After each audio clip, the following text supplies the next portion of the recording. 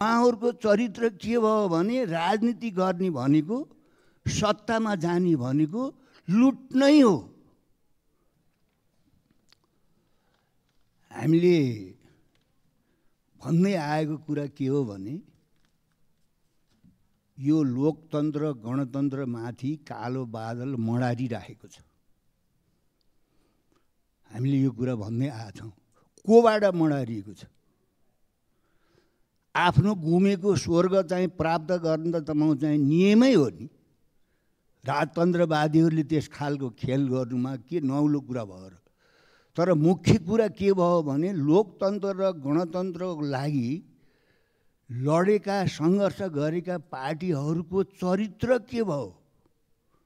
उहाँहरूको चरित्र के भयो भने राजनीति गर्ने भनेको सत्तामा जाने भनेको लुट नै हो। लुट नै हो, कमाउनै हो। त्यो लुटबाट चाहिँ आफ्ना कार्यकर्ता पाल्ने, आफ्ना नातागोता पाल्ने, देशको राष्ट्रियता सार्वभौमता र स्वतन्त्रता जाँचकै आओस्, नेपाली जनताको स्थिति जेसुकै होस्, त्यसको मतलब भएन।